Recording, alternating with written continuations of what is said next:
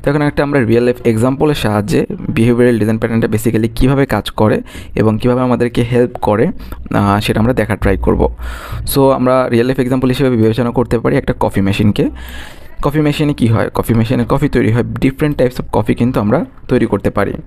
So একটা coffee machine কিন্তু different types of coffee তৈরি করতে পারে, যেমন এসপ্রেসো, ক্যাপাচিনো অ্যান্ড লেটে। ওকে, এই কফিগুলোর একটা কমন প্রসেস আছে, যেমন প্রত্যেকটাতে গরম পানি লাগবে, কফি লাগবে, ঠিক আছে। বাট হালকা কিছু স্পেসিফিক স্টেপে চেঞ্জ আছে, যেমন কোনোটাতে আমাদের মিল্ক দিতে হয়, কোনোটাতে দিতে হয় না, কোনোটাতে ফোম দিতে হয়, কোনোটাতে দিতে হয় না। সো এটা ডিপেন্ড করে কফির টাইপসের ওপর। বাট আমরা যখন কফি মেশিনে পার্টিকুলারলি কোনো কমান্ড দিই যে আমার ক্যাপাচিনো দরকার, তখন কিন্তু আমাদেরকে সেই টাস্কটা কফি মেশিন কমপ্লিট করে দেয়। এমন না যে সে ভুল করে ফেলে জিনিসটা, তাই না, ঠিক না? সো এই ক্ষেত্রে কীভাবে আমাদের বিহেভিয়ারাল ডিজাইন প্যাটার্নটা হেল্প করে সেটা এখন আমরা দেখার ট্রাই করব। সাপোজ মনে করো ক্যাপাচিনো, আমরা কফি মেশিনকে বলো আমাদেরকে একটা ক্যাপাচিনো দাও। সো কফি মেশিনে আমি মনে করলাম এই টাস্কগুলোকে আমি এক একটা অবজেক্ট হিসেবে বিবেচনা করি, অর্থাৎ অবজেক্টগুলো এই টাস্কগুলোকে তোমার পারফর্ম করে। তো প্রথমে আমার এখানে একটা অবজেক্ট আছে বয়েল ওয়াটার, দেন আমাদের একটা আছে কি ব্রিউজ দ্য কফি। সো সেকেন্ড হচ্ছিল আমাদের ব্রিউজ দ্য কফি। ওকে, তারপরে হচ্ছিল পানি দিতে হবে। So pours it into a cup, মানে কাপের মধ্যে ঢালতে হবে। সো পোর্স। আর 4 নম্বর যে অবজেক্টটা সেটা আমাদের কী করবে, সেখানে মিল্ক অ্যাড করবে এবং ফোম অ্যাড করবে, কারণ আমরা ক্যাপাচিনো সেট করেছি। তো 4 নম্বরটা কাজটা কি, মিল্ক অ্যান্ড ফোম অ্যাড করা। সো প্রত্যেকটা অবজেক্ট ডিফারেন্ট টাইপসের কাজ করতেছে, এমন না যে এই অবজেক্টটা দেখো, যদি মনে করো যে এই অবজেক্টটা কাজ বন্ধ করে দেয়, এর ফলে যে কফি আর এগুলি যে মানে কাজ করবে না, জিনিসটা এমন না। কিন্তু দেখো এটা আমরা কীভাবে কাজ করি।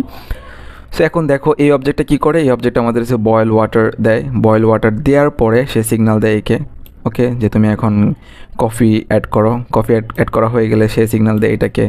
তারপরে পোর্স ইনটু আ কাপ, তারপরে কফি দেওয়ার পরে মিল্ক অ্যাড করতে হয়। তো এখানে জাস্ট তারা কমিউনিকেশন করতেছে, প্রত্যেকটার কিন্তু কাজ ভিন্ন, প্রত্যেকটা অবজেক্টের কাজ কিন্তু ভিন্ন।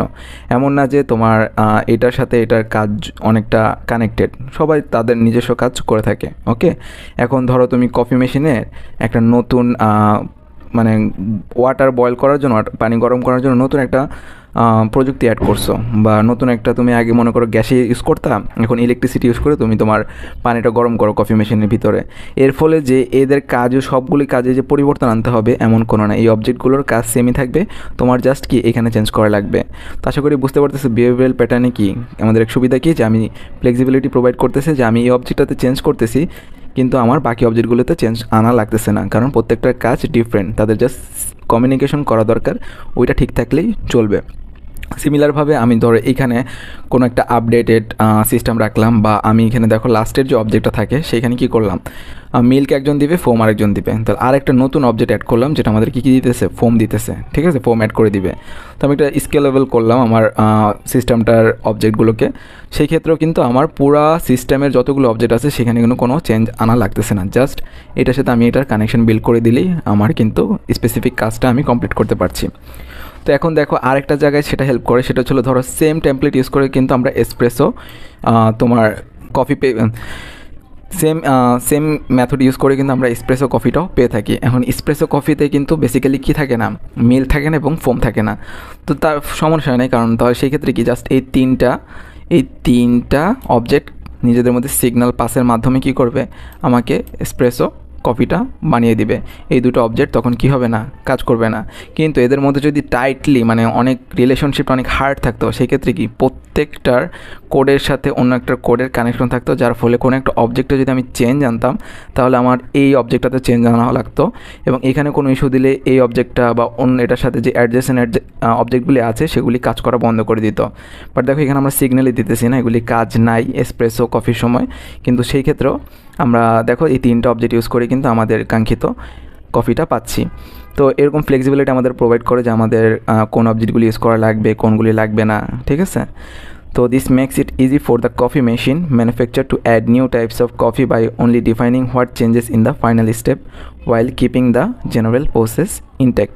এখন ধরো 4-5 প্রকারের কফি সে বানায়, কিন্তু কফি তো অনেক প্রকারের হয়। নতুন একটা কফি অ্যাড করলাম, তো সেই ক্ষেত্রে কী হবে, সেই ক্ষেত্রে আমার জাস্ট নতুন একটা অবজেক্ট অ্যাড করলাম।